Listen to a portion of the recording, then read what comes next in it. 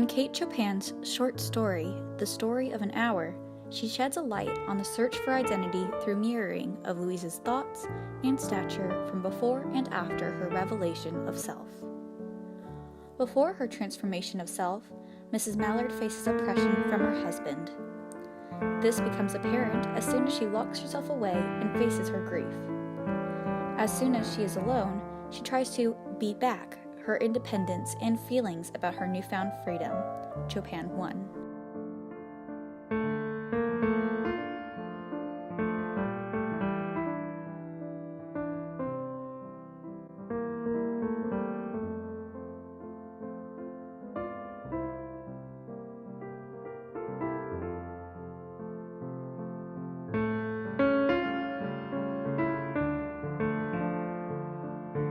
She writes that the short story is portraying a woman's tension and anxiety under patriarchal oppression.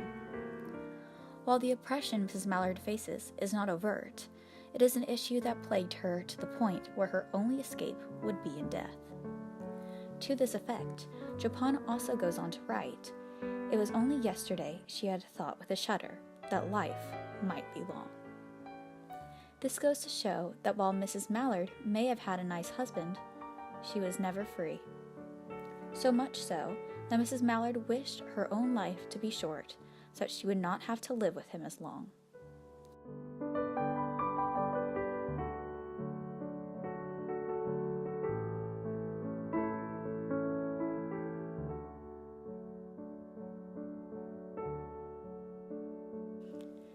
Kate Chopin then uses the second half of her story telling the parallel to the beginning, where Mrs. Mallard is free and has a keen awareness of self.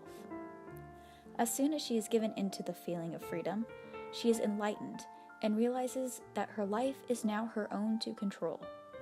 This begins with us learning Mrs. Mallard's first name, Louise.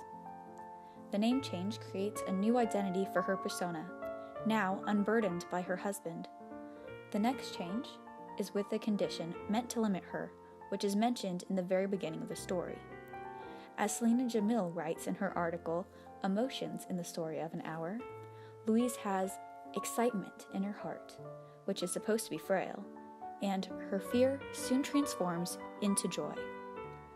Louise's heart, which once held her back, is now the forefront of her happiness and can be seen as a symbol for the subjection that once controlled her life.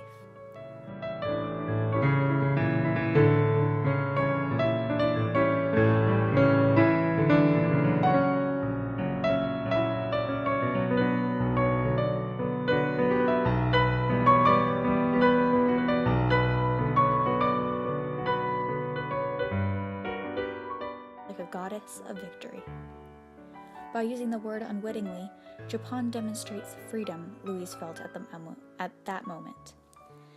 The second half of the story shows direct contrast to the oppression she felt in her marriage and adds to Louise's new identity.